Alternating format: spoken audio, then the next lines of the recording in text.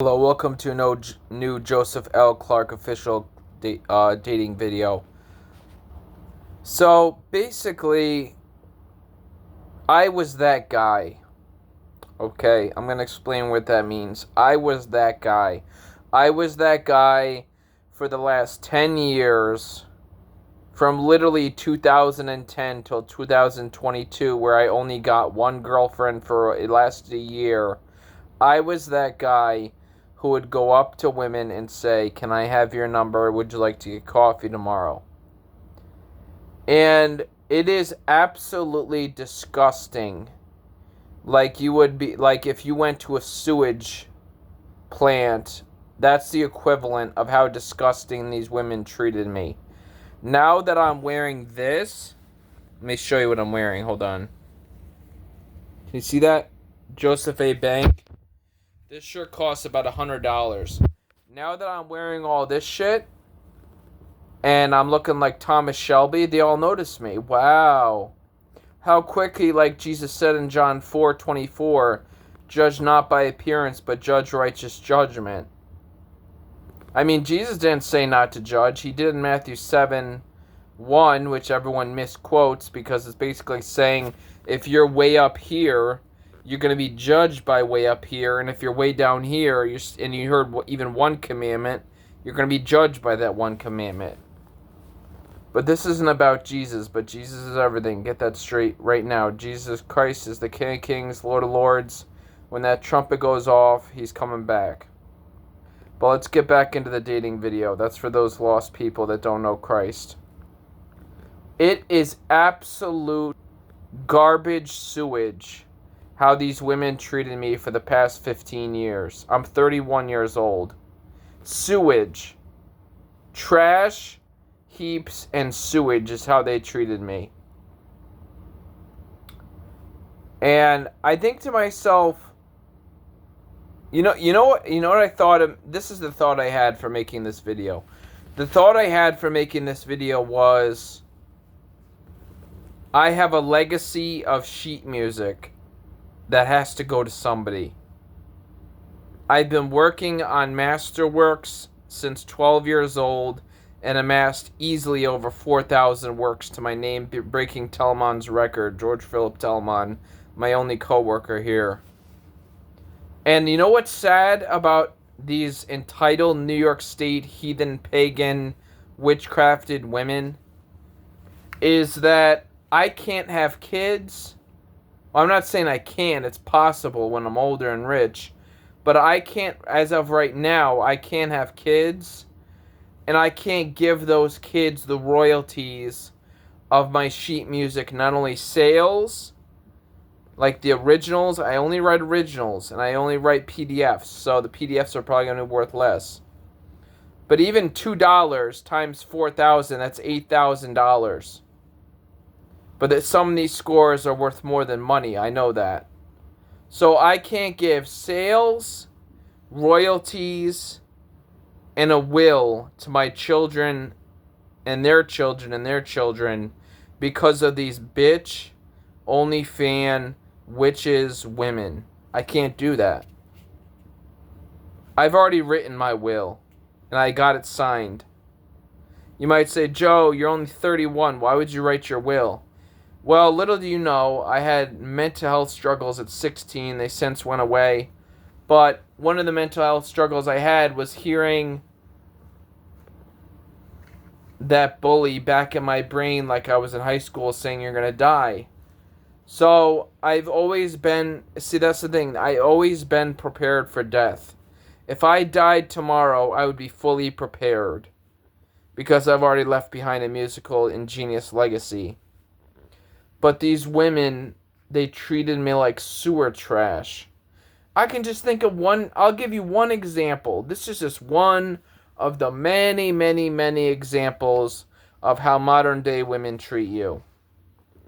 So there's a manager at a marketplace, like a food marketplace. And it was about 7, 8, or 9 o'clock in the morning. And I was walking into town to do my daily Bach walk.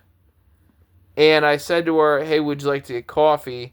And she said, no, I have to go into work. You know, I wanted to say something about the Bible. The Bible says, "Women shall by no means usurp authority over the man." This is 1 Timothy 2:15. It says they should be silent in the church. It literally says that. Look it up. 1 Timothy 2:15. Women shall be subject to the man and not usurp the authority of the man, nor should I have them be pastors or preachers. And there's a lot of women breaking that. Actually, 1st and 2nd Timothy have a lot of good gems in them. And, stuff like that. But my music's for the glory of God. It's not even for audience or cathedral or organ. It's for the glory of God. And that's what makes me equal to Bach in my own right, and possibly better, is because I mastered classical form and romantic form and modern form and Joseph the Patriarch. And it's like, shame on you. Like, you should be ashamed of yourself, New York State. You should be ashamed of yourself that you don't take a great composer seriously, like myself. You should be ashamed of yourself. Because the truth is, I'm going to keep writing and writing and writing and writing and writing and writing and writing until it's the end of my life. And then who's it going to go to? The Library of Congress? Who's it going to go to? The Vienna Opera House? Like, seriously. The Skidmore Library? Somebody's got to tally all this shit up and see that I probably have Opus 10,000 by the time I'm 90. So, I have a legacy and they don't. And they're thinking to themselves, see, I'm too smart for my own good. You ever hear that phrase? My dad used to tell me that, and now I realize it. He used to say, Joe, you're too smart for your own good. And he's right in a sense, because I see through that if you're like I mentioned earlier, that lady who was a marketplace manager, that doesn't matter. That's not going to leave your name in the history books. That's not going to be the next Van Gogh, the next Michelangelo, the next Leonardo da Vinci, the next Einstein, the next Tesla, Nikola Tesla, and not the next Joe Clark. You're not going to be a genius if you do a mediocre job. Even Einstein was a patent clerk office official, and meanwhile, while he was working on equations nonstop. So, I mean, you say Einstein's not intelligent. He is. Whether he's in heaven or hell, I don't know. I'd rather him be in heaven. But perhaps if he is in heaven, this is what he would want to say to you guys. He would say, I once said, imagination is more important than knowledge.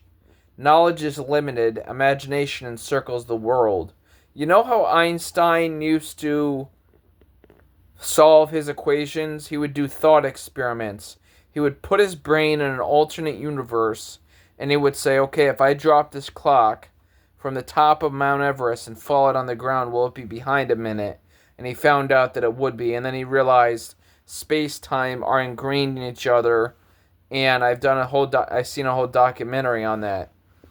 But besides Einstein, it's like the smarter you are, guys, this is the best advice I'll give you before I end this video. The smarter you are, the more genius you are, the more creative you are, the more imaginative you are, the less likely you're going to get a fool woman. Not to call him a fool. I'm not calling anybody a fool, because Jesus says to never call someone a fool. But they really are like if you were King Solomon and all those proverbs that say a fool does this and a fool does that. They do that stuff. And it's just sad. It really is sad. And if you want to know what my will is for the death of myself, it's all going to my brother and sister when they're old, and it's going to their kids, and then their kids, and then their kids.